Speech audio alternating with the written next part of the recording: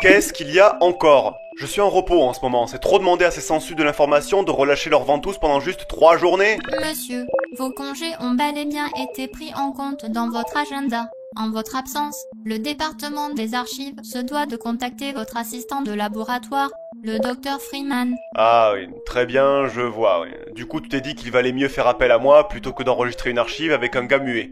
Oui, c'est plutôt bien vu. Je le pense aussi, monsieur. Donc, ici Jonathan Exé, président et directeur du secteur recherche et développement de Codex, et qui passe sa journée au soleil parce que son médecin lui a imposé de prendre de la vitamine D. Ceci est l'archive numéro 5.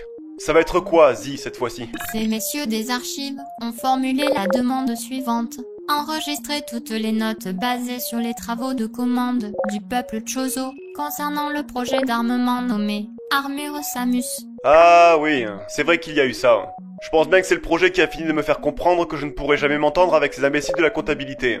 Ok, on a été déficitaire sur ce projet. Et alors? Faire avancer la science, ça n'a pas de prix. Le déficit sur ce projet était de l'ordre de 1 426 354 $ et 28 cents. Techniquement, cette avancée scientifique a eu ce prix-là. Certes, eh bien, peu importe. Au final, même si on a dû se carrer la facture du projet au fond de la glotte, au moins on s'est bien amusé à la concevoir.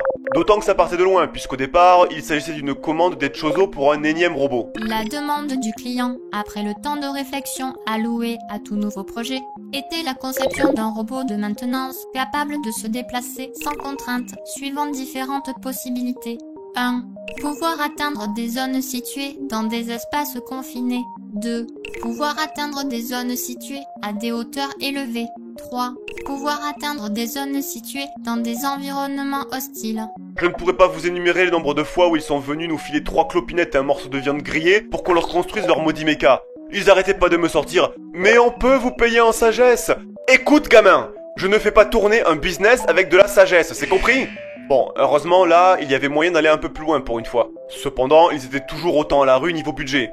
C'est pourquoi je leur ai dit, ok, on vous fait un robot à tout faire ultra moderne, mais par contre, on fait l'impasse sur l'IA.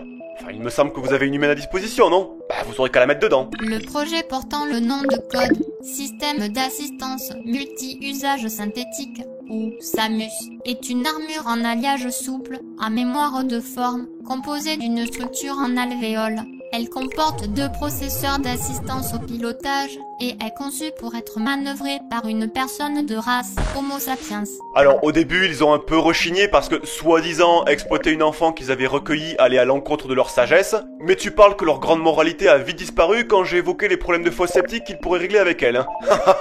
Même si ça pense beaucoup sur le sens profond des choses de la vie, ça n'aime pas trop voir ses toilettes bouchées, hein. Une fois le sujet introduit dans l'armure, une série d'aiguilles sont plantées à la base de son cou, en lien avec sa colonne vertébrale. Cette connexion permet au porteur d'être en lien nerveux avec l'armure et de la commander en utilisant les motoneurones de sa moelle épinière.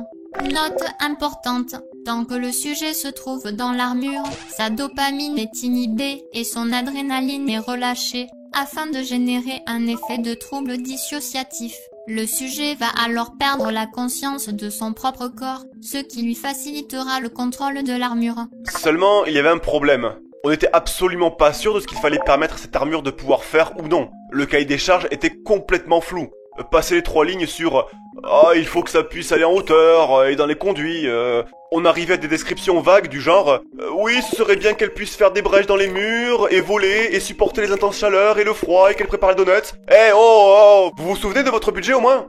Du coup, on a préféré mettre en place un système d'évolution réadaptable. Comme ça, s'ils en veulent plus, il faudra qu'ils payent plus. L'armure de Samus a été conçue en intégrant un ensemble de ports prévus pour recevoir des modules. Chacun de ces modules possède son propre processeur qui, additionné à ceux de l'armure, lui permettent d'être exploités. En gros, on leur a proposé une coquille vide. Oh, le proto de base fonctionne bien, hein. Mais si on s'arrêtait à ça, ils ne risquaient pas d'aller très loin. Mais au moins, leur humaine a pu déjà servir à nettoyer les égouts. Note de la version bêta. Afin de faciliter les tests, un bouton Reset a été intégré à l'armure. À l'aide d'une commande extérieure ou en cas de choc important sur l'armure, ce bouton est activé et provoque l'expulsion de la totalité de ces modules additionnels. Bien entendu, on pourrait se poser la question de comment on a réussi à faire en sorte que cette armure se mette en boule, même si c'est quelque chose de très simple dès lors que l'on utilise un alliage à mémoire de forme. Mais c'est une autre affaire quand il y a un humain dedans.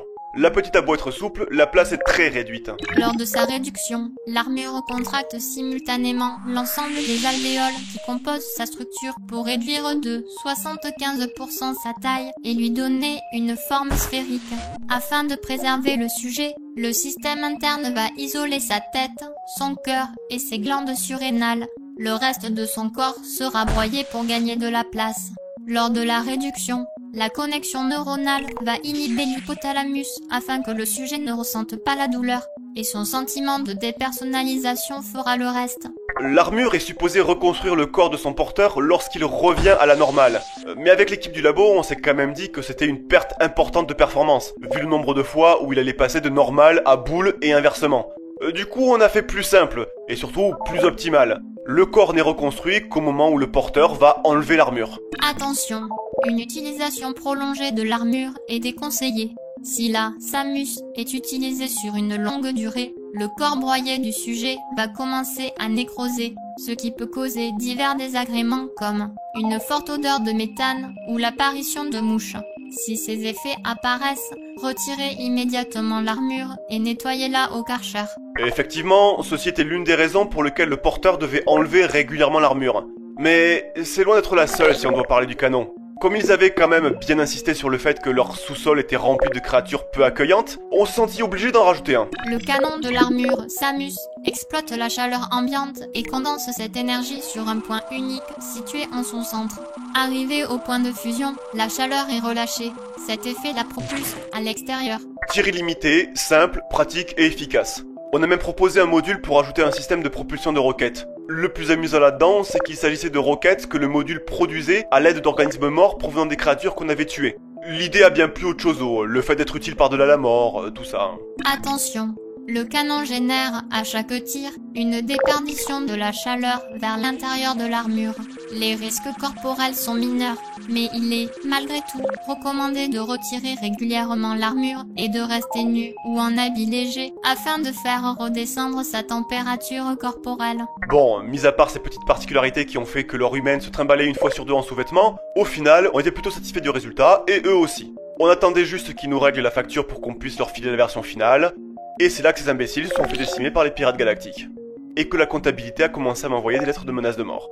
Du coup, on n'a jamais reçu le paiement pour ce projet, mais bon, on leur a quand même laissé la version bêta de l'armure. Ah, elle fonctionne bien malgré tout, c'est juste qu'elle a toujours son bouton reset, et donc qu'elle est susceptible de perdre la totalité de ses améliorations pour peu que son porteur se prenne les pieds quelque part. Bon, allez, c'est bon, nous en avons fini avec ça. Maintenant, Zi, si cela ne te dérange pas, laisse-moi à mon congé. J'ai besoin de prendre un peu l'air. Ça tombe plutôt bien, on m'a conseillé une ville sympa à visiter. Messieurs des archives, nous vous remercions d'avoir réceptionné cette note numéro 005 de Codex. Nous vous rappelons que notre réseau s'étend également sur Facebook et Twitter. Enfin, si vous souhaitez aider les futurs projets de Codex, n'hésitez pas à faire un don sur Tipeee.